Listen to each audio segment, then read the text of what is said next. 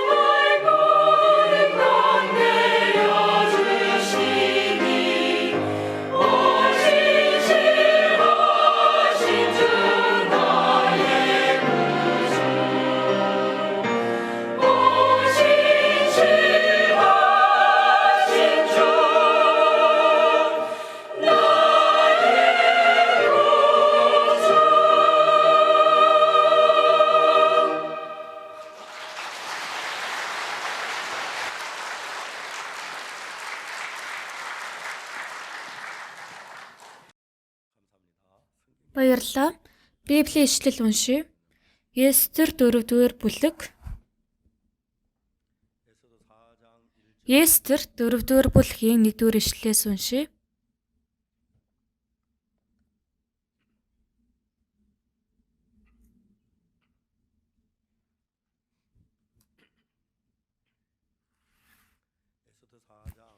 Естер 4-р бүлгийн 1-р ишлэлээс би уншия.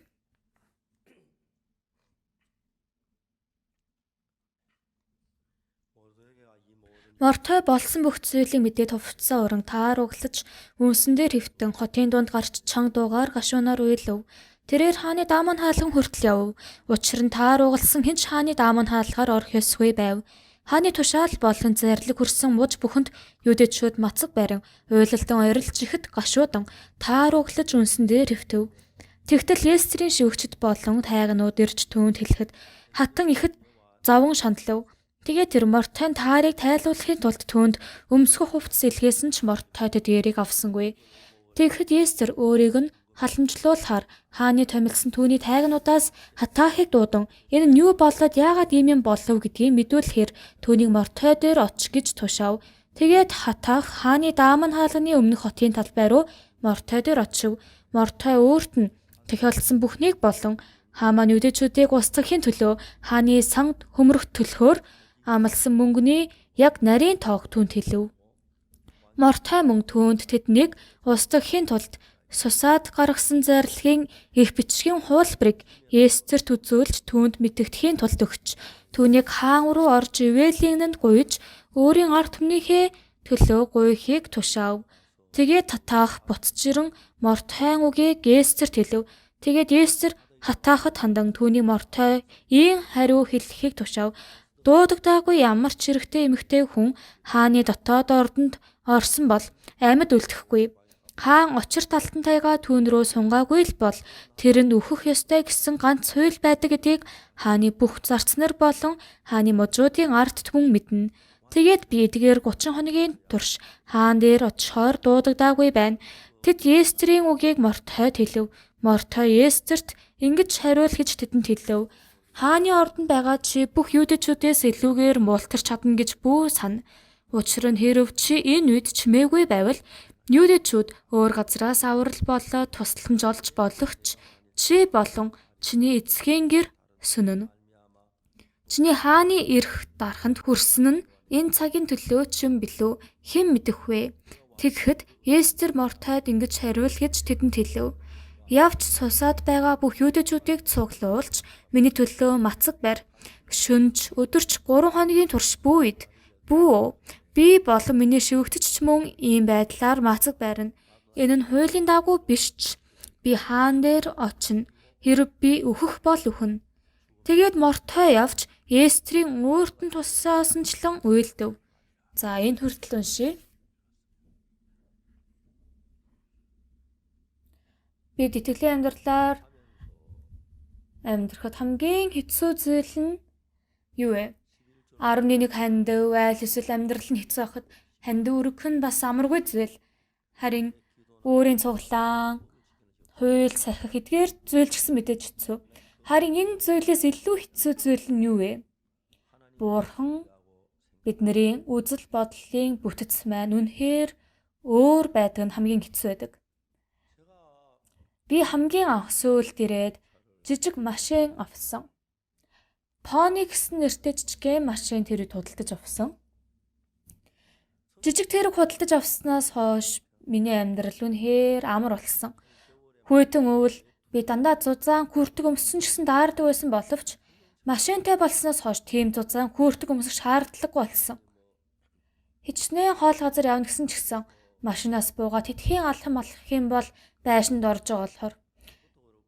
Мөн тэр үед би Омавт орон сууцанд амьдрахад Ыжонбу 20 ангид 1-7 хоногт нэг удаа Библийн хичээл явуулдаг байсан. Машин байхгүй байсан үед бол хот хоорондын автобусанд суугаад Ыжонбуд очиод тэндээс буугаад таксинд сууж 20 анги руу явдаг байсан. Хамгийн багадаа 2-3 цаг шаарддаг байсан. Харин өөрийн машинтай болсноос хойш нэг цаг ч хүрэхгүй байхад тийшээ очиж хүрч байсан. миний амьдрал маш их өөрчлөгдсөн. Тэгээд мэдээж хүн бүр жижигхэн өөрийн машинтай болохыг хүсдэг. Нэг машинтай болох юм бол илүү гоё машинтай болох юмсан гэсэн сэтгэлд олдог тийм ээ.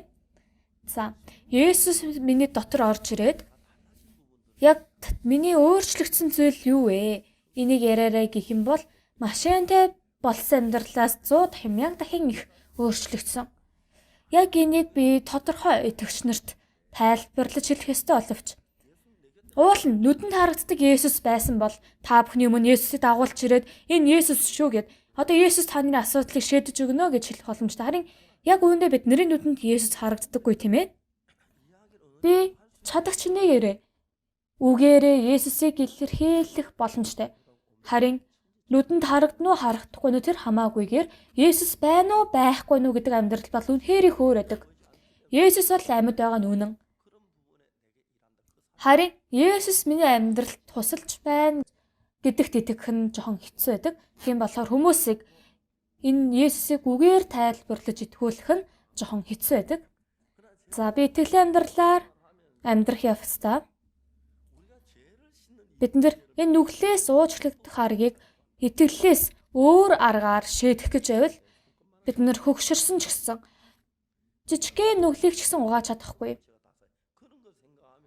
Есүст итгэх итгэлийг бид нар тодорхой мэдвэл хинч байсан хамаагүй.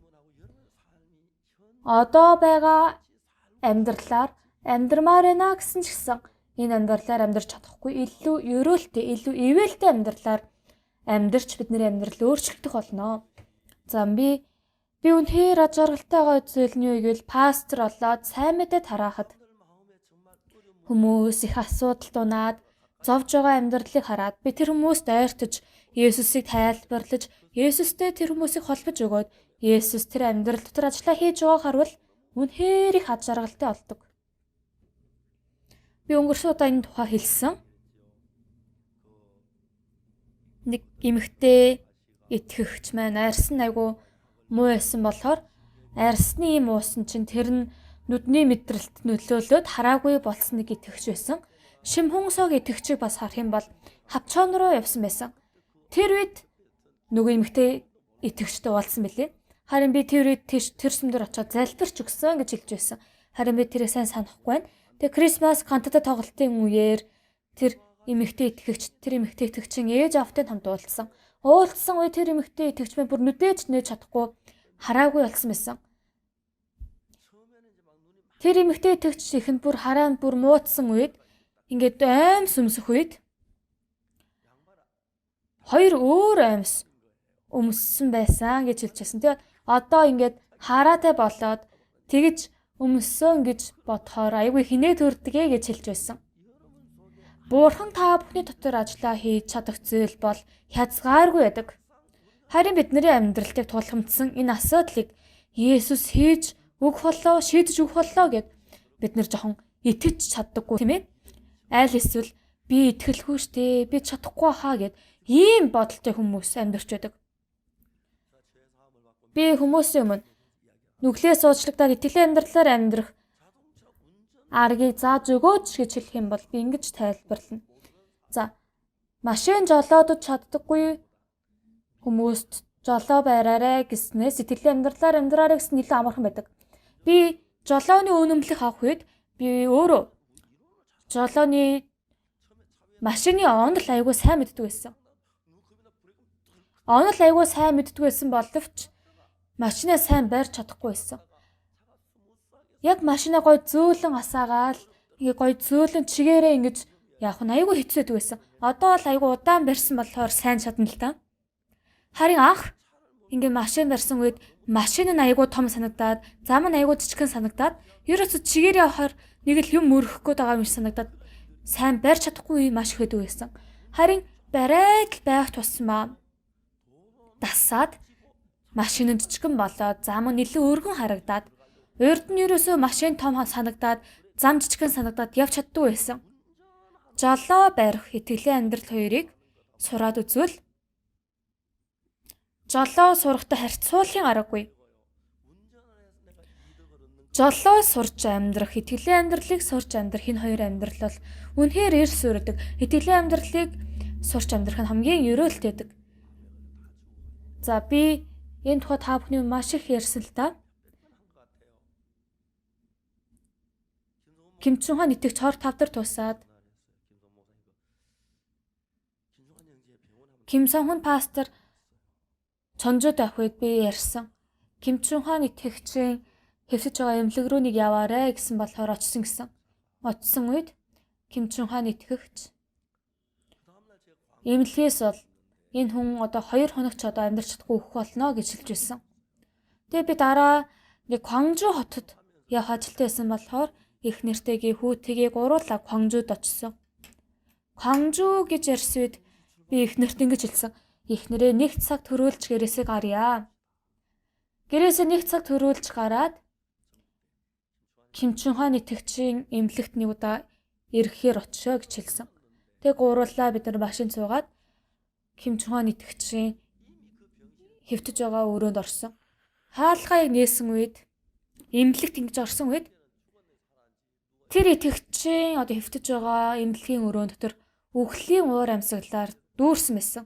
Тэр итгэгч бол үхсэн үү, амьд уу энийг баг ялгаж чадхааргүй аяйгуу нам гүн байсан.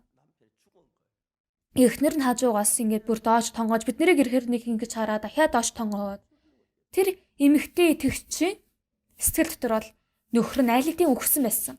Тэгээ тэрний хажууд байгаа ээж нь бүр уйлаад тэгээ би яг эмнэлгийн яг өрөөнд яг орсон үед ямар бодол төрсөн бэ гэвэл яг эмнэлгийн өрөөг нээхээс өмнө бол тийм байгаагүй.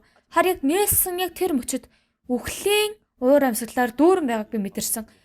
Хараахан үхээгүйсэн ч гэсэн эхнэр нь нээж нь бүгдээрээ үхсэн хүн гэж тэр хүнийг хандаж байсан. Хэрвээ Павгцо пастор биш Есүс энэ өрөөнд орж ирсэн байсан бол Есүс яах байсан бэ? Гарцаагүй энэ хүнийг амьдруулах байсан гэж ийм бодол төрсөн. Тэг би тэрүүд юу болсон бэ гэвэл нэрээ Есүс минь дотор байгаа штий. Энэ Есүс энэ итгэгчийг амьдруулах юм байна штэ гэсэн сэтгэл төрсөн. Тэг би бүр амар чангаар Ким итгэгчээ нүдэ нээгээч гэж би хэлсэн. Оо пастра. Би ингэж хэлсэн. Эмчнэр бол таныг 1-2 хоногийн дараа бараг өхнө гэж хэлж байна. Эм бол таны яг одоо байгаа нөхцөл байдал байна. Одоо энэ газарт Есүс ирсэн байгаа. Энэ Есүс урд нь махан биетэй ингэж байсан бол гарцаагүй чиний өмнө зогсож эмчилж өгөх байсан. Харин хамгийн чухал зүйл нь захилгаан бол захилгаан утсаар холбогддог тийм ээ. Захилгаан утас байвал заван гэрээ нүү, үнтэй гэрээ нүү, сайхан байр байна уу тэр хамаагүй. Захилгаан утас хоёр байх юм бол тэр хоёр холбогдох юм бол хөргөгч ажилуулна, угаалгын машин ч гэсэн ажилуулах боломжтой. Есүс бол усны хоолойгоор захилгаан утсаар холбогдож ажилдаг биш. Сэтгэл холбогдож ажилдаг нь эзэн юм аа. Хэрвээ итгэгчээ, Ким итгэгчээ таны сэтгэл Бурхны сэтгэлтэй холбогдох юм бол Бурхан тантай нэг болно. Тэгвэл таны бие дотор байгаа тэр хор тавдар та одоо ингэж өөхөж байгаа ч гэсэн Бурхан итгэж таны дотор орох юм бол тэр өвчин юу ч болохгүй, ямар ч асуудал биш гэж би ингэж хэлсэн. Тэгвэл одоо би таны сэтгэлийг Бурхны сэтгэлтэй холбож чадах аргыг зааж өгье. За энэ аргыг зааж өглөө шүү сайн сонсоорой гэж хэлсэн. За Ким итгэгчээ. Би Библийг уншаад үзсэн үед Библийг уншаад үзэх юм бол Есүс өвчтөе хүмүүсийг маш олон удаа эдгэж өгсөн тухай их байгаа. Матай, Марк, Лук, Йохан гэд үгсэн Лазарыг ч гэсэн амьдруулж бэлэвсэн эмэгтэй уучлаарай. Тэр үелээ настай эмэгтэйгийн хүүгч гэсэн амьлуулж өгөөд маш олон хүмүүсийг амьлуулж байсан. Тэр Есүс энэ газарт байвал Есүс бол хэзээ ч өвчтөе хүнийг зүгээр өнгөрч харахгүй. Бүгдийг эдгэж өгч байсан. Есүс хэрвээ энэ газарт ирсэн бол таныг гарцаагүй эдгэж өгнө. Үхэж байгаа таныг хараад зүгээр өнгөрөхгүй. Та ч гэсэн тэгж бодож байна уу гэж би хэлсэн. Тэгсүйд тийм ээ тэгж бодож байна гэсэн. За, Есүсийн сэтгэлд бол чамайг эдгэж өгнө гэсэн, эдгэж өгмөр байх гэсэн сэтгэл байгаа. Чи яаж Бурхны сэтгэлдээ нэг болж чадах вэ? За, чи яаж шивэл Бурхантай нэг сэтгэлтэй болох вэ? Есүс миний өвчнийг эдгэж өгөх юм биш дээ гэсэн тийм сэтгэлтэй болох юм бол чи Есүстэй нэг сэтгэлтэй болно. Тэгвэл нэг сэтгэлтэй болж чадна. Сэтгэл холбогдох юм бол нэг сэтгэл болж хоорондоо уурсах болно. Би ингэж хэлсэн. За нэг удаа би Ким Чонд Джон Нерден гэсэн итгэгч ирсэн. Тэр сайн мэдээ түгээгч маань намайг дагаж ирээрэй гэсэн болохоор дагаж явсан. Пүчон автобусны буудлын дээр явсан үед аюу нэг өндөр эмэгтэй хүн зогсож байсан. Тэгээд тэр хоёр ярьж байсан. Тэгээд сайн мэнэ гэсэн үед би Ким Йонг Сун байна гэж хэлж байсан. Пүчон буудлаас хамгийн анх уулзсан. Джон Эрден гэсэн сайн мэдээ түгээгч надад танилцуулж өгсөн хүн байгаа. Тэгээд би тэр хүнийг гэрт тэр өдөр очисон үед Карэ гэд хоол идсэн. Миний эхнэр энэ үгийг хамгийн их сонсох дургүй үгэлтэй. Энэ ч айгүй ойрхон байсан болохоор айгүй давстай байсан. Шорог байсан. Одоо ч гэсэн би тэр үгийг айгүй сайн санаж байна. За би эхнэртэйгээ ингэж гэрэлсэн мэт тийм ээ. 1971 онд гэрэлсэн. 4 сарын 24-ний өдөр. Маш их цаг хугацаа өнгөрсөн байна. Энэ дэлхийгээс хамгийн дотн хүн одоо миний эхнэр болсон. Бид хоёр бол аягүй их сайн маргалцдаг л да. Ингэж зодож маргалцдаг бол биш. Би эхнэртэйгээ гэрлэх үед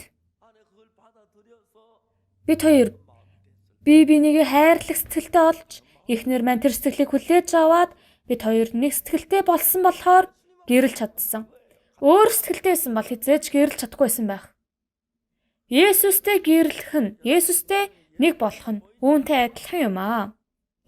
Ким Чун хаан итгэгчийн нүдэнд бол хараахан Есүс яг харагдахгүйсэн ч гэсэн тэр итгэгчийн сэтгэл Бурхны сэтгэлтэй холбогдож нэг болох ёстой. За яавал нэг болж чадах вэ? За Библийг уншаад үзэх юм бол Есүс өвчтөе хүмүүсийг бүгдийг эдгэж байсан. Тэр Есүс гарцаагүй чамайг эдгэж өгнө. Чи ингэж итгэвэл чиний өвчин тэр хор тавтар юу ч биш ээ. Яг тэр үед бол хэмж бол та удахгүй өхнэ гэсэн. Бараг 1-2 хоног ч одоо хэцүү байна. Удахгүй өхнэ гэж хэлж байсан. Тэгээ би Чун ханаа хурдан босоорой би явлаа шүү гэд хэлээд би явсан. 1-7 хоногийн дараа өглөөний хоол идчихсэн үед над руу залхсан. Пастора сайн байна уу? Ким Чун хаан итгэвч хэд хоногийн өмнө бол пастора гэсэн бол тэр үед амар хүчтэй байсан. Бүр чи сайн сууж байна гэсэн үед тийм ээ сайн сууж байна гэж хэлж байсан. Ямар хэрэгээр залгав гэж асуусан үед пастора би өчтөр эмнэлээс гарсан гэсэн. Өчтөр шинжилгээ өгсөн үед миний биед ямар ч хор тавдрын эсвэлдээгүй гэж хэлж байна. За одоо бид нэр Бурхан биднээс хамгийн их гомдож байгаа зүйл нь юу вэ? Есүс Бурханд итгэхгүй байгаа бүр ертөнцийн хүмүүст бол бүр хэлэх чиг байхгүй л дээ.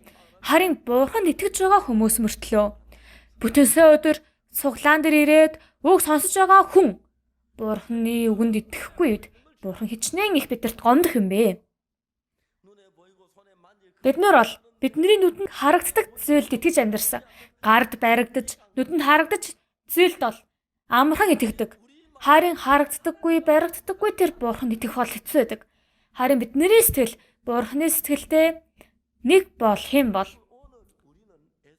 хамгийн чухал зүйл нь Бурхантай нэг сэтгэлтэй болох юм аа.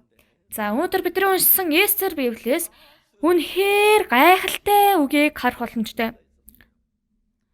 Яг энэ үед Ахасвер хаан байсан. Тэр үед Вашти гэсэн хатан байсан тийм ээ. Хаан найр хийж байсан үед хатан Вашти үнэхээр үзэсгэлэнтэй хөөрхөн эмэгтэйсэн. Хэрвээ энд байгаа манай сүмийн итгэгч нараас хамаагүй хөөрхөн эмэгтэйсэн байх. Хаан найр хийж байсан үед ямар бодол төрсөн бэ гэвэл тэр хатны үзэсгэлэнтэй байдлыг ард түмний өмнө үзүүлмээр байсан. Одоо бол телевизээр бол харах боломжтой тийм ээ. Тэр үед бол телевиз гэдэг зүйл байхгүй болохоор хүмүүс хатны зургийг, хатны царайг сайн мэдэхгүй байгаа. Тийм болохоор хатныг дуудаж хатан гоё хувц өмсөө, гоё титэм зөөж хүмүүсийн өмнө зогсоогоод ингэж харуулмаар байсан. Харин харамсалтай нь хатан ирээгүй. Тэгээд хаан түшимтэд хатны дуудаарай гэсэн боловч хатан ирээг болохоор уур нь хүрсэн. Хүлээгээл гэсэн ч гэсэн ирэхгүй байсан. Тэгээд хаан түшимтэд асуудаг. Ваштыг би дуудсан байхад энэ ирээгүй байна. Яавал дээр вэ? Тэгсэн үед түшмэд ингэж хэлж байсан.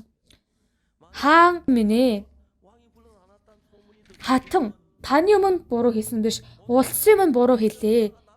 Хаан хатны дуудсан үед хатан ирээгүй гэж ард түмэн мэдэх юм бол бүх эмэгтэй хүмүүс нөхрийнхөө үгийг одоо ингэж сонсохгүй байх болно. Та энэ хатнаас салаад өөр шинэ хатантай болоорой гэсэн. Тэгээд хаан маань тэр үгийг сонсоод Ваштыг хатны судлаас огцруулсан. Тэгээд дараа нь хэн хатан болсон бэ? Бурханд итгэдэг Мордхойгийн үеэл дүү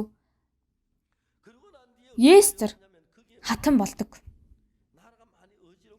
Тэрнээс хойш юу болдгоо гэвэл хаан улс маань айгүй замбраагүй эмх цэгцгүй болоод Хааман гэдэг хүнийг хамгийн өндөр зэрэглэлийн хүн болгоод яг хааны дараачийн тушаалын хүн болгодог. Харин Хааман нэгэн өдөр бүх хүмүүс Хааманы өмнө мөргөж исэн үед Мордхой Хааманы өмнө мөрөхгүй байсан. Чи яа мөрөхгүй байгаа юм бэ гэсэн үед би бол юудэг хүн, бурханд итгэдэг хүн, би бурханы өмнө л мөргөнө гэсэн. Тэгээ Хааман яасан бэ гэвэл энэ одоо юудэг хүн гэсэн нь Мордхой ганц энэ Мордхойг алж болохгүй бүх юудэчүүдийг алъя гэд. Тэгээд Хааман хааны өмнө очиод нэг өдөр тамилаад 12 сарын 13-ны өдөр 12 сарын 13-ны өдөр бүх юудэчүүдийг ална гэсэн тийм зөвшөөрлийг авсан.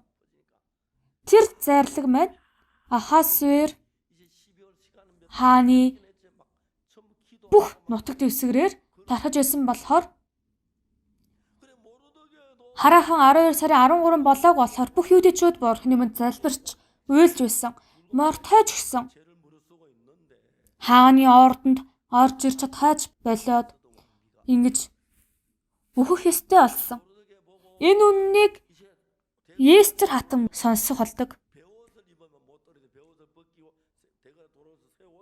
Тэгэд Мордхой таар өмсөх юм бол хааны ордонд орж ирэх боломжгүй болохоор Естер Мордхой товц зэлгээдэг. Гэвч тэрийг ерөөс аваагүйсэн. Тэг яагаад аваагүй юм бэ гэсэн үед Хааман гэдэг хүн юудэчүүдийг бүгдийг алхахаар шийдсэн байна гэж хэлсэн. Тэгээд Мордхой Естерт юу гэсэн бэ гэвэл чи хааны өмнө очоод юудэчүүдийн төлөө чи гуйг арай. Тэгэд бид нарыг авраарай гэж хэлсэн. Тэгээ Естер дахиад үг хэлсэн байдаг. Юу гэж хэлсэн бэ гэвэл манай улсын хуульд юу гэж бичигдсэн бэ гэвэл хааны ордонд бол хинч зөвшөөрөлгүйгээр орох юм бол өөхөх ёстой гэсэн хууль байгаа. Харин хаан алтан таяга сунгах юм бол өөхөхгүй. Би одоо хаантай уулзаагүй 30 хоног болж байна. Одоо энэ яавал дээр вэ гэж шилдэг. Харин Мордхой дахиад түүн рүү хүн илгээгээд ингэж хэлдэг. Хааны ордонд байгаа чи бүх юудэчүүдээс илүүгээр мултарч чадна гэж бүү санаарай. Ингэж хэлээ дараа нь юу гэсэн бэ? Учир нь хэрв чи энэ чимээгүй байвал юудэчүүд өөр газраас аврал болоод тусламж олж болох чи болон чиний эцгийнгээр сүннөө. Чиний хааны эрх дарахын төрсөн нь энэ цагийн төлөө юм билүү хэн мэдэх вэ гэж хэлдэг. За хүмүүсээ энд харвал Библи бидэнд хэлж байгаа хамгийн чухал үг нь юу вэ? За юудэчүүд бүгдээрээ өөхөх гэж байна тийм ээ. Харин Эстер хатан болохоор хааны өмнө очоод хэлвэл энэ юудэчүүдийг аврах боломж бол маш өндөр байгаа. Харин Эстер тэгж хааны өмнө очоод гуйвал үнэхээр сайхан боловч асуудал нь юу вэ? Хаан дуудаагүй л юм бол эрэгтэй ч вэ, эмэгтэй ч вэ, хэн ч вэ хааны ордонд зөвшөөрлгүйгээр орох юм бол үхээсэр аргагүй. Тэгэд яана би үхвээ гэсэн тэр айдас Эстерийн дотор байсан. За энэ зөвхөн Эстерийн тухай хэлж байгаа биш шүү. Бид нар сайн мэдээ тараах юм бол бурхан ч гэсэн ажиллаа хийгээд бид нарыг ерөөхгүй байдаг. Харин энэ дэлхийд бол бурхан сатан хоёрын тултаж байгаа газар болохоор сатан бол үргэлж биднэрт айдас төгшөөрийг өгч болохгүй хаа гэсэн бодлыг өгдөг. Эннийг явдгаахынд харуулж байна тийм ээ. Харин Мордехай ингэж энэ дараа нь юу гэдэг вэ? Хааны ордонд байгаа чи бүх юудэчүүдээс илүүгээр мултарч чадна гэж бүү санаарай. Учир нь хэрв чи энэ чимээгүй байвал юудэчүүд өөр газараас аврал болоо тусламж олно. Харин чи болон чиний эцгийнгээр сүннөө. Чи хааны эрх дарахын төрсөн энэ цагийн төлөө юм билүү хэн мэдэх вэ? За Эстерийн Библи яг анх эхлэхэд хатан өөрчлөгддөг тухай гардаг тийм ээ. За үнэхээр сонирхолтой зүйл нь юу вэ? Бурхан бол аль хэдийн ойлгож байна уу? За бурхан бол аль хэдийн юуг мэдэж байсан бэ гэвэл Хааман юудэчүүдийг аална гэдгийг мэдэж байсан болохоор юудэчүүдийг аврахын тулд хэнийг бэлтгэсэн бэ? Үнэхээр Эстрийг хатан болгосон байсан. Бурхан аль хэдийн Эстрийг хатан болгоход бэлэн болгосон байсан. Ингэж итгэлээр Эстер хааны өмнө гарвал болох боловч хааны өмнө 30 хоногийн турш гараагүй бас тэр хууль гэдэг зүйл мань асуудал болж байсан. Харин Мордехай Эстерт юу гэсэн бэ? Чи ганцаараа амьд үлдэнэ гэж бүү санаарай. Чи хатан болсон нь энэ цагийн төлөө биш гэж юу? Хэн мэдэх вэ? Чи нүд чимээгүй байвал юудэчүүд өөр газараас аврал авна. Харин чи болон чиний эцгийнгээр сүнэн. За энэ нь Эстер амьдрах хугацаанд Бурханы өмнө хамгийн ерөөлтэй ажил хийх боломжийг одоо өгч байна тийм ээ. За сатан бол үргэлж болохгүй юм шиг өөхөх юм шиг тийм нөхцөл байдал асуудлыг оруулж байдаг. Харин Бурхан энэ ажлыг бүр эхнээсээ бэлдсэн байгаа. Хатан болгосон нь бүх юудэчүүдийг аврахын тулд өгсөн байхад би эзний өмнө хааны өмнө гарахгүй юм бол би ч гэсэн үхнэ. Ингэж хааны өмнө гарах итгэлтэй болох ёстой. Эстерийг өөрийн сэтгэлээр бол хааны өмнө гарах бол дарамттай тийм ээ. Харин Мордехай Эстерт ингэж хэлсэн. Хааны ордонд байгаа чи бүх юудэчүүдээс илүүгээр мултарч чадна гэж бүү сана. Учир нь хэрв чи энэ чимээгүй байвал юудэчүүд өөр газараас аврал болоод тусламж авнаа. Харин чи болон чиний эцгийнгээр сүнэн. Чиний хааны эрх дарахын төрсөн энэ цагийн төлөө юм билүү хэн мэдэх вэ? Өө тийм ээ штэ. Би хатан болсон зүгээр хатан болсон юм биш байна. Би хатан болж чадхаар хүн биш байсан. Харин Бурхан өөрөө төлөвлөөд намайг хатан болгосон байсан байна. Бүх юудэчүүдийг аврах нь Бурханы хүсэл юм бол миний амийг ч гэсэн Бурхан хамгаалж өгөх юм байна гэсэн итгэлтэй болдог. Тэгэд Эстер Мордехайд дараа нь юу гэдэг вэ? Сусад байгаа бүх юудэчүүдийг цуглуулж 3 өдрийн турш юу ч уухгүй, юу ч идэхгүйгээр мацаг бараарай гэж хэлдэг. Би ч гэсэн тэгнэ гэж хэлдэг. Би ч гэсэн шивгчдтэй хамт мацаг бариад хааны өмнө гарах болноо. Үхвэл үхье гэж хэлдэг. Энэ итгэлээр сэтгэлээ шийдээд хааны өмнө гарч очдог. За Библи уншил үнэхээр сонирхолтой тийм ээ. Тэгээд Эстер 5 дугаар бүлгийн 1-р ишлэлээр юу гэсэн бэ? 3 дахь өдөртөө Эстер мацаг бариад хатныхаа хувцсыг өмсөөд хааны өрөөний өмнө зогсоод яг үүдний өмнө зогссон тийм ээ. За хаан ордны үүдний өмнө зогсож байсан. За тийм ээ. Хаан яг үүдний өмнө зогсож байгаа. Харин ордны үүдний яг өмнө хатны хувцас өмсөөд, тэтмээ өмсөөд ингэж хаалга маань баг багаар нэгдэж байсан. Хаан яг ордны хаалганы үүдний өмнө зогсож харж байсан болохоор гинт хаалга маань нэгдэж байгаа харсан. Өө хэн бэ? Энэ үүдийг зөвшөөрлөг орох юм бол үхэн штэ. Хин энэ хаалгыг нэгэд байна. Ийм сэтгэл төрж байсан. Харин хаалга маань аажмаар нэгдэжсэн үед Эстрийн хатны хувцас харагдаж байсан. Тэгэд Эстер болгоомжтой орж ирж байгааг харсан. Хаан тэрийг хараад үнэхээр их гайхдаг. Хатан та энд орж ирэх юм бол өхөн гэж мэдж байгаа штэ. Хатан энэ мангар хүн биш штэ. Яагаад орж ирсэн юм болоо? Хатанд нэг хэцүү асуудал тулгарсан болоо. Өөрийн амнасыг золиослж ингэж орж ирж байгаа шалтгаан нь юу юм болоо гэд бүр хаан бүр үнэхээр их мэдмээр байсан. За ямар ч байсан алтан таяга сунгаж ижил тэр эмэгтэй амьдрах болохоор хаан маань шууд хатны өмнө өөрийн алтан таяга сунгдаг. Хэрвээ хаан ан хийхээ гарсан байсан бол гадаадаас зочин ирээд хатан ирснийг мэдрэхгүй байсан бол тэр хатан яах байсан бэ? Айл эсвэл өөр гадны хүмүүстэй хаан уулзаад хоолнд орж ирж байсан үед хатан орсон байсан бол хатан үхээсээр аргүйсэн. Харин хаан ингэж үүдийг харсан үед хатан Эстер орж ирж байгааг хараад бүр гайхаад шууд алтан таягаа сунгдаг.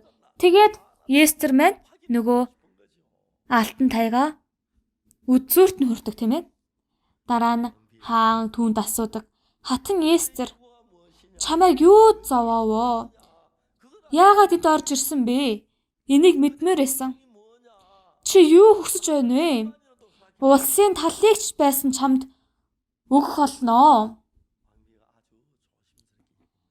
Хатан тэр үед үнэхээр болгоомжтой асуудаг. Хэрв хаан таалхаваас хаан болон хаан маань энэ өдөр миний түүнд бэлтгэсэн найранд ирэх түн гэж хэлдэг. Тэгэд хаан хүслийн дагуу найранд очдог. Хаан бол энэ хатан яг юунаас олж амнасыг золиослж ордны дотор орж ирсэн болоо. Энийг мэдмээр байсан. Хэрв би байхгүйсэн бол энэ хатан шууд өөхөх байсан штэ. Найранд очоод айр хуух үед хаан Эстерт ингэж харж сууж байсан. Чиний гуйлд юу вэ? Чи юу хүсвэ? Түүнийг чинь өгөх болноо. Улсын талч байсан өгнөө. Тэр үед Эстер юу гэдэг вэ? Хаан минь. Миний гуйлд байна.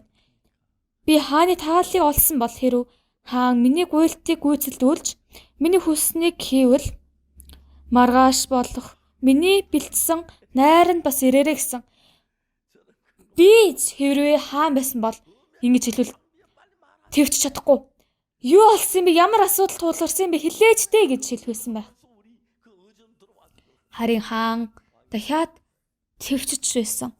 Шүн хаан унтаж чадахгүй байсан болохоор хатанд нэг асуудал тулгарсан байна. Тэр асуудал нь одоо юу юм болоо? Тэгээд бичлэгийн номыг уншсан үед Мордхай хааныг аварсан мэдээллийг сонсдог.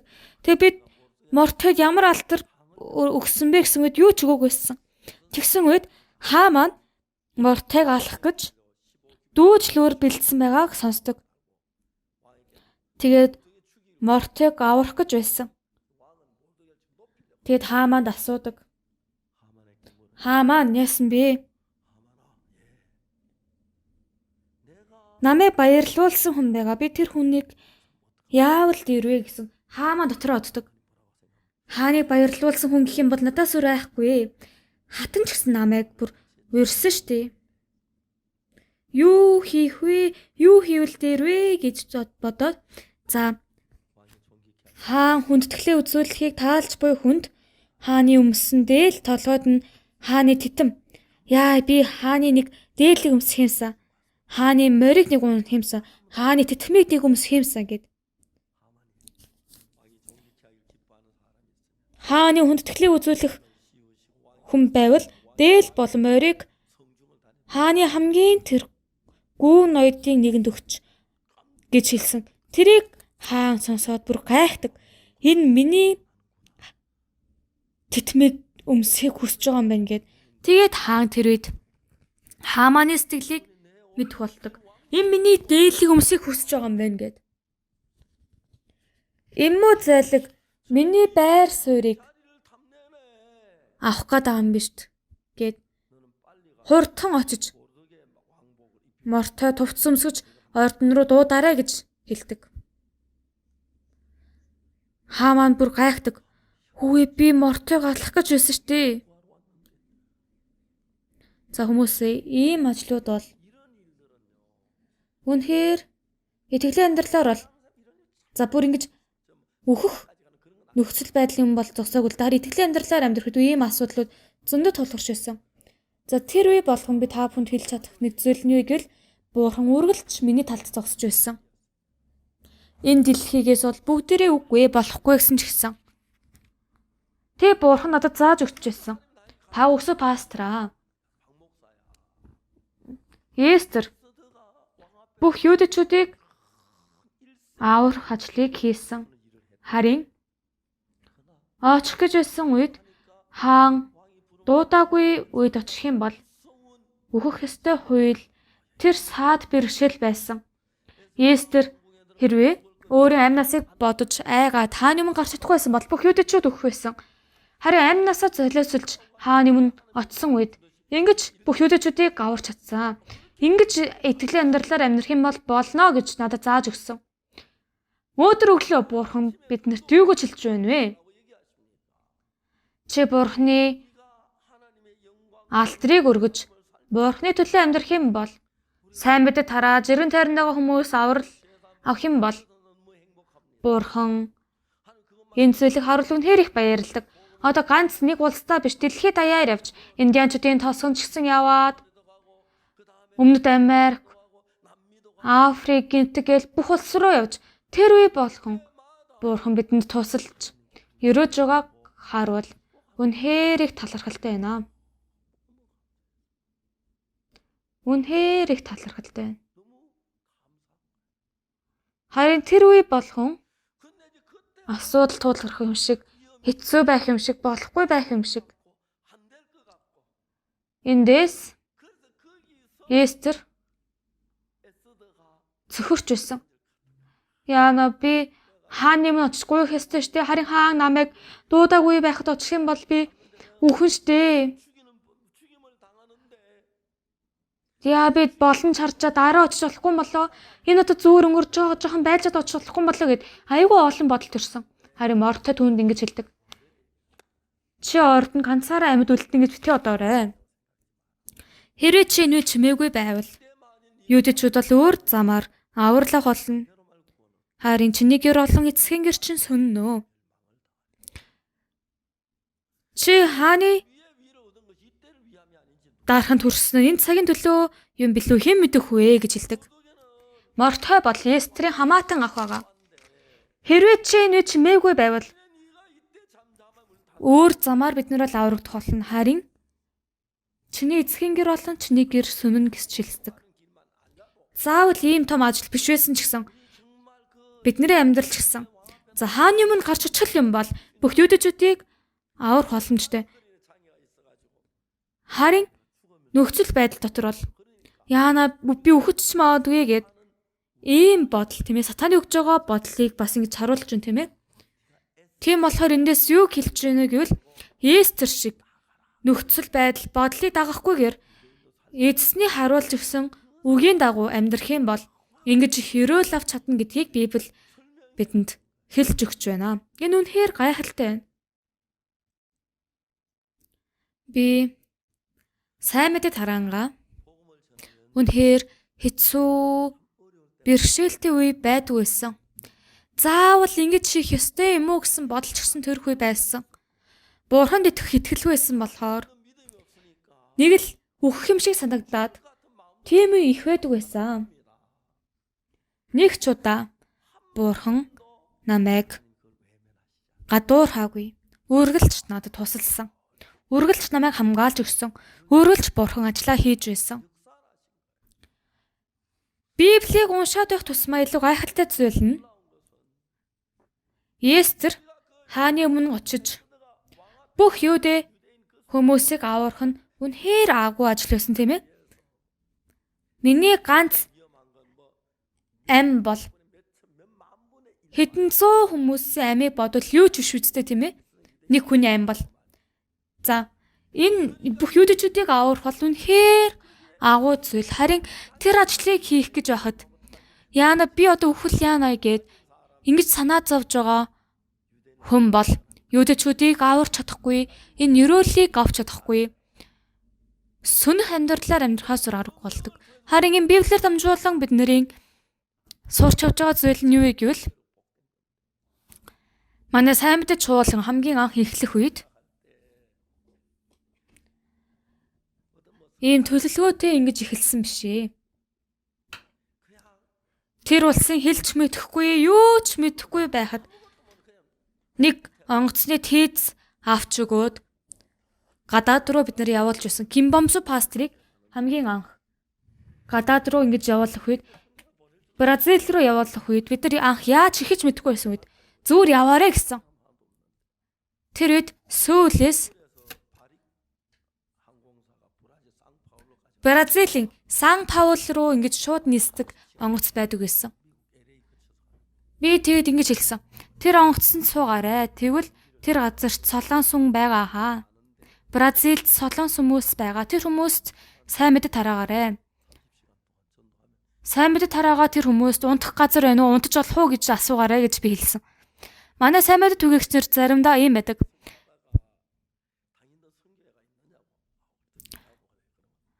Энд сайн мэдээ чуулган байгаа юу гэсэд сайн мэдээ чуулган байхгүй гэсэд тэгвэл ингэж явуулж болж байгаа юм уу гэд ингэж хэлж байсан. Одоо бол тэгэж эхэлж байсан сайн мэдээ чуулган боловч одоо дэлхийгээс хамгийн том сайн мэдээ чуулган болсон. Коста-Рика руу бид нар сайн мэдээ түгээгчийг явуулах үед Испаниол хэл ерөөсөө мэдэхгүй үед би шууд явуулсан. Бүр анханасаа боловсрал эзэмшээд хэл сураад явуулснаас илүү хэлж мэдэхгүй юу ч мэдэхгүй үнийг анханасаа явуулах юм бол хэл мэдчихсэн хүнээс илүү итгэлийн амьдралаар сайн мэдээ түгээгч амьдралаар сайн амьдарч байгаа дүүнлтийг бид нар харсан. Их нэртэйгээ хүүхдүүдтэйгээ ачаагаа боогоод онгоцон суугаа Коста-Рикад буусан. Тэнд байгаа хүмүүс асуусан энэ юу вэ гэд.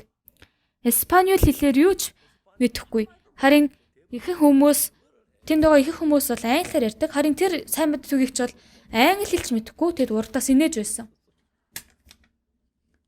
Харин үнэхээр тэдний амьдарч байгааг харах юм бол гайхалтай байсан.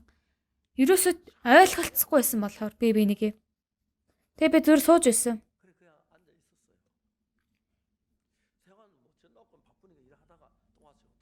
Тэгээд одоо яахаа мэдэхгүй ингэж байжсэн үед нөгөө хүмүүс гараарэ гэж хэлжсэн гэсэн.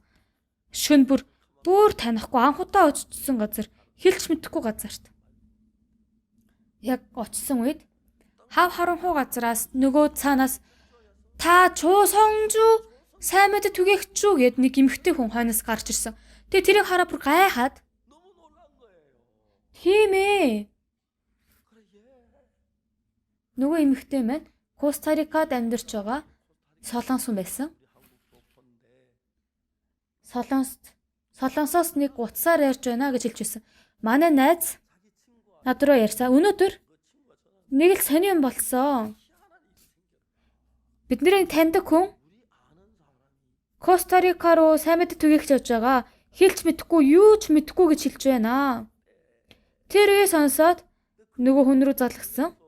Нөгөө сайн мэдээ түгээгчийн нэрийг л би мэднэ. Чоосонгжо гэдэг хүн байгаа.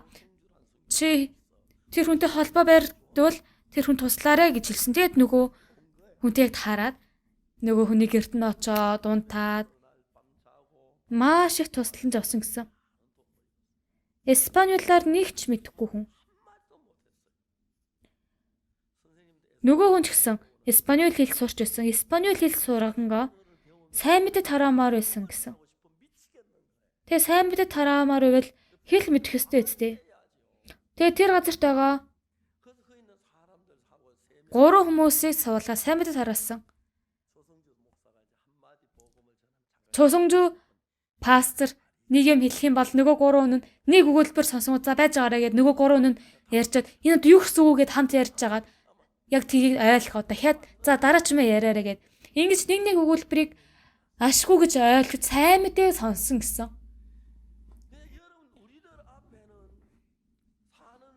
Бидний амьдралыг ингэж харах юм бол заримдаа амьдрал үнэхээр сайхан болж байгаа юм шиг санагдаад, сайхан болохгүй юм шиг харагдаад ингэж нөхцөл байдлыг хардаг. Бид нэр өөрсдөө өөрийн амьдралыг харах юм бол Бурхныг харж чадахгүй боловч тийм ээ сохорхон болох боловч Бурхан бид нарыг үргэлж харж бид нарыг орхихгүйгээр удирдах байгаа. Коста-Рика руу явуулсан үе ч гэсэн бид нар юу ч мэдэхгүйсэн ч гэсэн Бурхан бид нарыг хамгаалж байсан. За энэ Библийг уншаад үзэх юм бол Естер хатан болсон үед үнэхээр Естер бол хатан болох боломжгүй байсан. Яагаад гэвэл хатан бол урд нь үнэхээр үзэсгэлэнтэй Вашти гэсэн хатан байсан болохоор уул нь хаан ирээрээ гэвэл эврэл болох боловч ирэхийг хүсэхгүй байсан. Тэг хатныг яг солих яг тэр үед Естер хатнаар нэрээ өгсөн, нэрээ дэвшүүлсэн. Тэр олон эмэгтэйчүүдийн дундаас Естрийг хатан болгосон. За харин бид нар яагаад ийм болсныг бол ерөөсөө мэдэхгүй. Харин Бурхан бол Айлтын Хамаан гэдэг хүн юудэчүүдийг суйруулахын тулд бүх бэлтгэлээ хийсэн байсан. Бурхан тэрийг мэдэж байсан. Тийм болохоор Хамаан юудэчүүдийг алах гэж байсан үед яах вэ гэд Естер хааны өмнө очоод би өхөл үхье гэсэн сэтгэлээр хааны өмнө гарч байгаа харах боломжтой. Тэгээ хоёр дахь өдрийн найранд хаан дар суусан.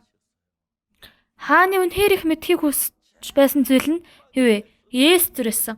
Би лав байсан бол хурдан хэлээч би мэдмээрээ штэ гэж хэлчихсэн баг. Харин хаан бол их төвчээртэй тийм ээ тэгж хийхгүй. Хаан хатан Естерт асуудаг. Хоёр дахь удаагаар айр хуунга хатан Естрээ.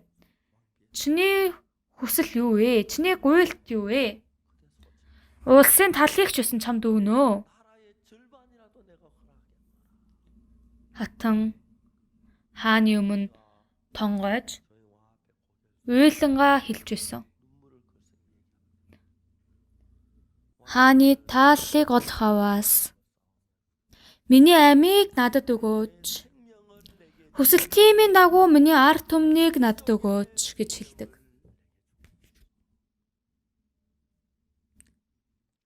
Хатан уйлангаа хэлж өсөн. Хэрвээ бид нар боолоор зарагдсан эсвэл би чимээгүй байх байсан. Харин миний арт түмэн ингэж үхнэ гэж байхад яаж чимээгүй байж чадах юм бэ?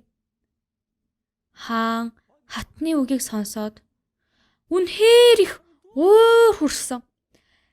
Хүү яриад тэ юу болоод байна? Хин хатны арт түмнүүдийг алах гээд байгаа юм бэ? Ийм юм хин төлөвлөд байгаа юм бэ? Ийм бузар сэтгэлтэй байгаа хүн хэн бэ? Ийм төлөвлөгөө гаргасан хүн хаана вэ гэж хэлсэн. Естер хаан минь ээ. Дайсан болон өстөн бол хаамаа байна гэж хэлдэг. Тэрийг сонсоод хаан хилэгнэсэн. Арайчтай гэд. Би Хааманд итгэсэн байсан штэ. Харин хатныг алж, хатны арт түмнийг алж. Миний амийг аварсан Мордхайг алах гэж төлөвлөсөн байсан байж штэ гэд. Бүр үнэхээр хуурлаж хатан хашгирч байсан. Хааман өөр ингэж өөхөх болсон тийм ээ. Бүр яах заргуу болоод Естрийн өмнө цөгдөж намайг авраач гэж хэлсэн. Харин хаан ордонд орсон үед Хааман Естрийн хэвтэж байсан буудан дээр унтаж байсан гэсэн. Тэрийг хаан хараад намайг миний хатныг бүр чи хүчрхээлэх гэж байна уу гэд. Бүр инээдтэй юм болоод хаан Хааманы нүрийг бүтээгээд Хааманыг нөгөө Мордхайг алах гэж байсан дөөжлөөрт Хааманыг алдаг. Энэ үгийг зүгээр сонсох юм бол зүгээр л нэг жирийн түүх шиг сонсогдож магадгүй. Харин бурхан за энэ Эстер хааны өмнө гарч очиж юудэчүүдийг аврахаар хааны өмнө гарсан шиг бид нар гадаад руу сайн мэдээ түгээх зэлгээж тэгэх юм бол мөнгө ч гэсэн орон өвчин ч гэсэн зарим тусдаг янз бүрийн асуудалд ингэ тулгарсан ч гэсэн бид нэр сайн мэдээ түгээх чинь амьдралаар амьдарч байгаа. Гэвч үнэхээр гайхалтай зүйл маань би энэ Библийг уншихдаа хаан ордонд яг тэр урд байгаа энэ хаалганы өөдрөө ингэж харж байсан. Ганцаараа нэг юм бодож байсан чинь хаалга маань баг багаар нээгдэж байсан. Тэрийг хараад бүр гайхсан.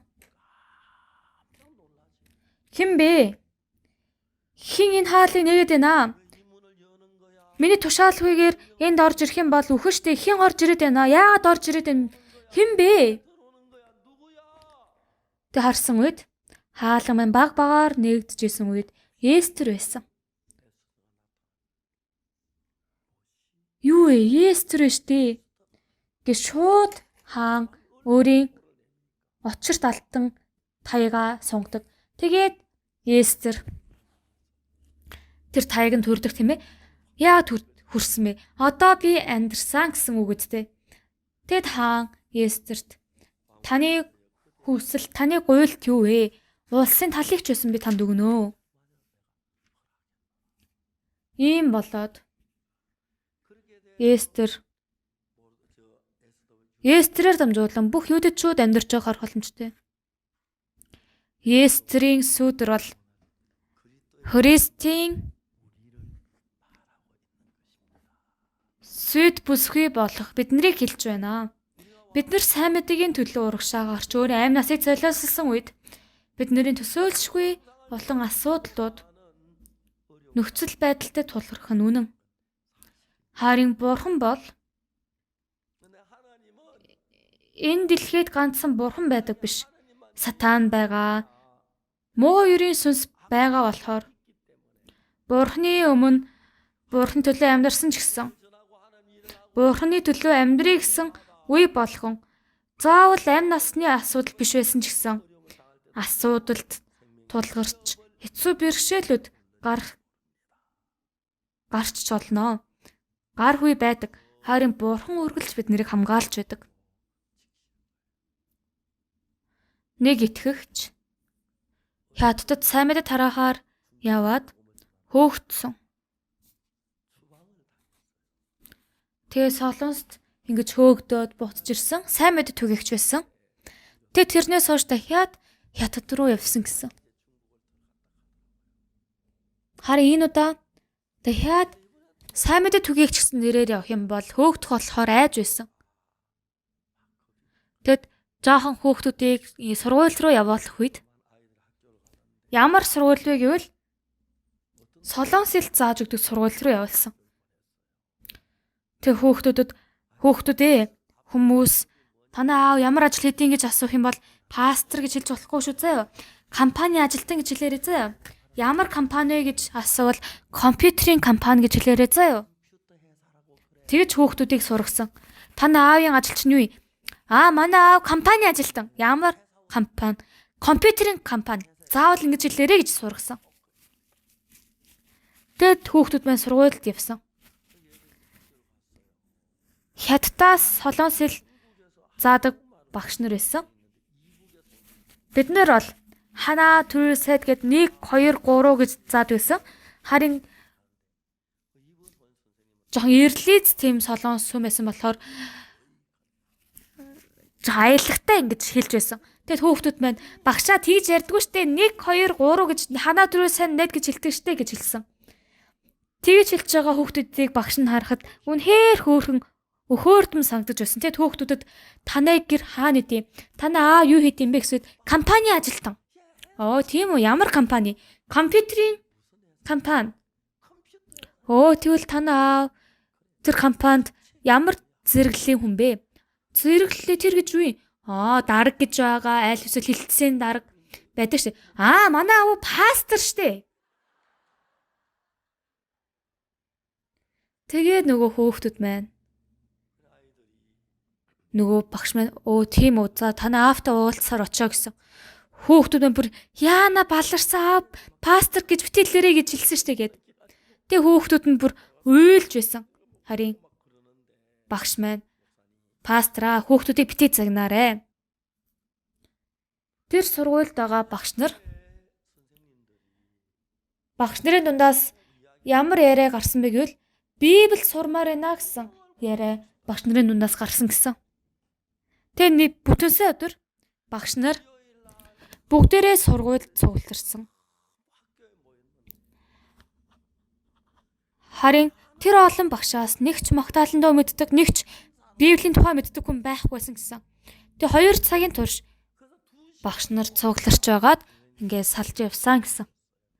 Дараагийн бүтэнсэ өдөр бол тэрний тал нь ирсэн гэсэн.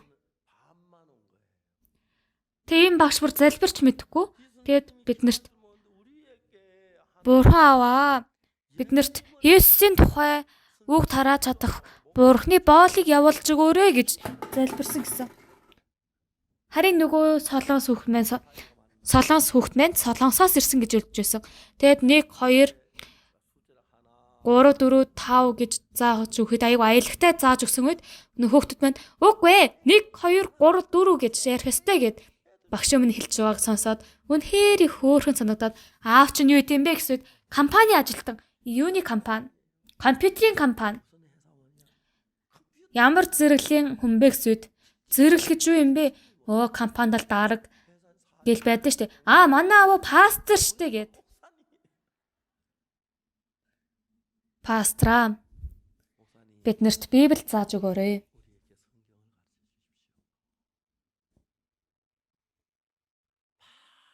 Тэрийг сонсоод үнэхээр их гайхсан гэсэн.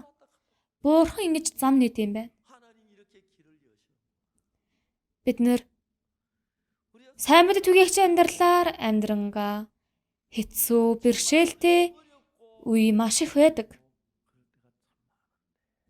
Харин үргэлж нөхцөл байдлыг харуул хэцүү байсан ч гэсэн Бурхан бол бүх юудэчүүдийг алах гэж байгаа Хамааны төлөвлөгөөг мэдэж байгаа.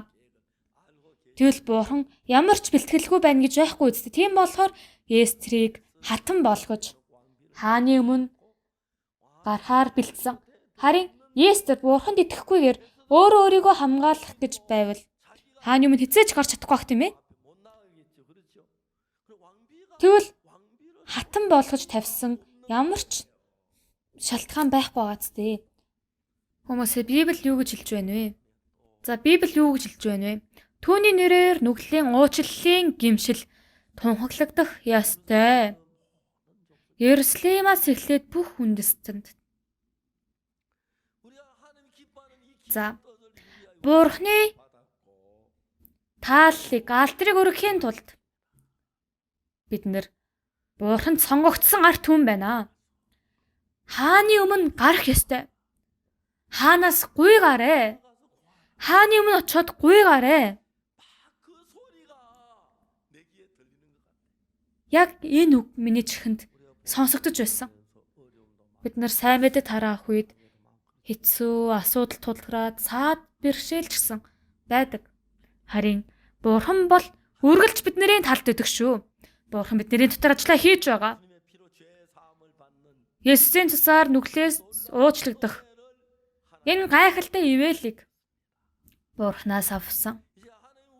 Одоо бид нэр Бурханы өмнө очиж үхэж байгаа сүнснүүдийн төлөө урагшлах ёстой. Хааны өмнө гарах гэж байвал айдастай саад бэрхшээл байгаа ч гэсэн Бурханд итгэх итгэлээр эзний өмнө хааны өмнө зоригтой гарах юм бол Бурхан бүгдийг бэлтгэсэн байгаа. Би Кимчонд очсон үед Бурхан миний амьдрах байрыг бүгдийг бэлтгэсэн байсан. Адгугдуунд очсон үед аврагдсан итгэгчийг өгч бүх зүйлийг Бурхан бэлтгэж өгсөн. Бид нар зүгээр л амьдрах жоо санагдсан ч гэсэн бид нар бол махан биеийн нүдээр яг урд байгаа зүйлийг л харж чадна. Гэвч Бурхан бол 10 жилийн, 100 жил, 1000 жилийн цаашдын ажлыг ч гэсэн харж байгаа болохоор бид нараар дамжуулан энэ түү сайн мэдээг тараалгаж биднэрт ямар ч асуудал тулгарсан Бурханаар дамжуулан, Есүсээр дамжуулан ямар ч асуудал байсан бүх асуудалд шийдэгдэн гэсэн итгэлээр урагшлах ёстой. Сатан биднэрт дарамттай зүйлийг өгөх юм бол, айдас сэтгэлийг өгөх юм бол, санаа зовлон өгөх юм бол тэр санаа зовлон дунж айдас чичирч байгаа тааны өмнө эзний өмнө зогсох юм бол ичвтер байдалд орох болно. Мартай ингэж хэлж байна. Хэрвээ чи ганцаараа амьдрнаа гэд битгий бодоорой. Ганцаараа амьд үлдэн гэж битгий бод. Хэрвээ чи энэ чимээгүй байвал юудэчүүд өөр газраас аврал авах боловч харин чиний гэр болон чиний эцгийн гэр бол сүннөө.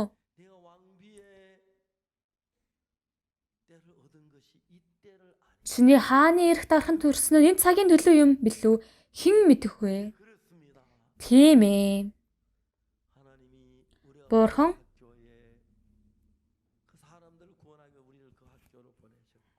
бид нарыг хаанч явуулсан сургууль байна уу, ажлын газар байна уу? Тэр газарт байгаа хүмүүсийг аврахын тулд Бурхан бид нарыг явуулсан. Тэр улсад бид нарыг төрүүлсэн байгаа нь тэр улсын хүмүүсийг аврахын тулд тэр улс бид нарыг төрүүлсэн байгаа. Бурханы үгийг бид нар тунхаглах юм бол бидний өмнө 1000 асуудал, 100000 асуудал байсан ч гэсэн Бурхан тэр асуудлыг бүгдийг шийдэж өгнө.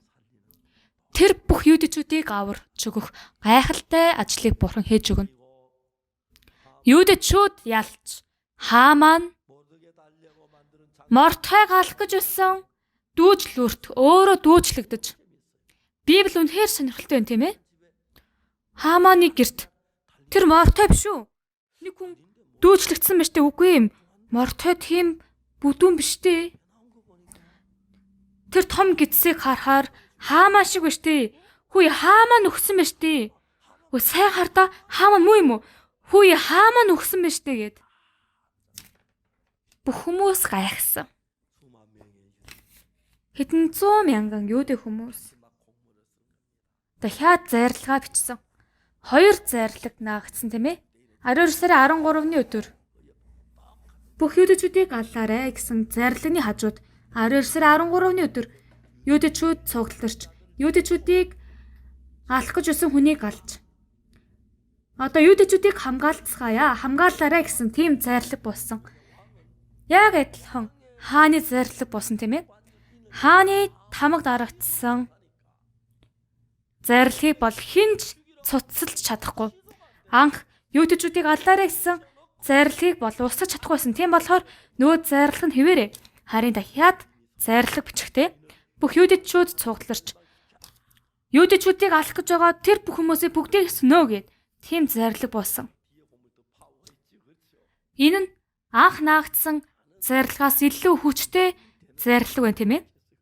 Тэгэд энэ үгийг энэ зайрлаг наагдсанаас хойш би ч гэсэн юудэ хүн болмоор байна гэсэн хүмүүс ихсэн гэсэн. Үүнтэй яг адилхан Библиэд ингэж ичгсэнчлэн ийм зүйлүүд бидний амьдрал ч гэсэн тулгарна. Эзний ажлыг хийхэд айдастай, асуудалтай, асуудал тулгарх үе ч гэсэн байдаг. Гэвч Бурхан биднийг босгосон нь, Бурхан биднийг сонгосон нь, Бурхан Эстерийг юудэчүүдийг аврахын тулд сонгосон шиг сөүлд байгаа энэ бүх хүмүүсийг аварсан нь сөүлд байгаа бүх хүмүүсийг аврахын тулд, дэлхийн бүх хүмүүсийг аврахын тулд юм аа. Хэврээ бид нэр энэ үед чимээгүй байвал юудэчүүд бол өөр замаас, өөр аргаар аврагдах болно. Бид нэр энэ сайн мэдээний төлөө амьдрах ёстой. Сая нэг эмэгтэй итгэж гэрч хийсэн тийм ээ. Дөнгөж одоо нэг 21 настай эмэгтэй итгэж байна. Харин сайн мэдэд хараад Бурхныг олж мэдсэн энэ гэршийг сонсоод үнэхээр гайхалтай байна. Өнгөрсөн жил 300 гаруй оюутнууд гадаад сайн дур үйлчлэгээний багаар яваад босч ирсэн. Харин саяны эмэгтэй итгэж бол дахиад Сри-Ланка руу дахиад 1 жил явж сайн мэдээ түгээгчээр амьдрна гэж хэлж байсан.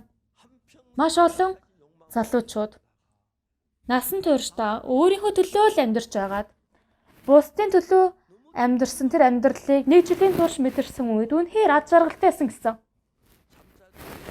Мэдээж гадаад руу явах юм бол солонгостой өөр болохоор хоолч, заримдаа амтгүй, орчин нь ч гэсэн хэцүү боловч одоо тэр залуучууд бүгдээрээ дассан. Одоо бас манай залуучууд дахиад энэ ондоо шинээр гадаад руу сайн дур үйлчлэгээний багаар явах гээд бэлтгэлд сууж байгаа. Тэд нэр ингэж явж 1 жилийн турш гадаадд бусдын төлөө амьдрна гэдэг бодохоор үнэхээр их талархалтай байна. Бас нэг оюутан бол Герман руу ингэж явсан үед герман хэлийг их сургуулийн профессороос илүү сайн сурсан байсан. Бас манай залуучууд бол ийм сайн оронд байн гомдолтой амьдарч байсан. Харин гадаад руу явж ингэж амьдардаг хүмүүс бас байдсан байх гэд тийм амьдралыг мэдэж ойлгосноос хойш залуучууд маш их өөрчлөгдөв. Тэр залуучуудын эцэг эхнэр маань өөр хүүхдүүдийг хараад манай хүүхдүүд үнэхээр их өөрчлөгдсөн гэж ингэж хэлж байсан. За бид нэр өнөө үеийн Эстер болж эзний өмнө айж цөхрөхгүйгээр эзний өмнө гарч эзний ажлыг хийдэг итгэгчнэр болхийг хүсэж байна. За баярлалаа.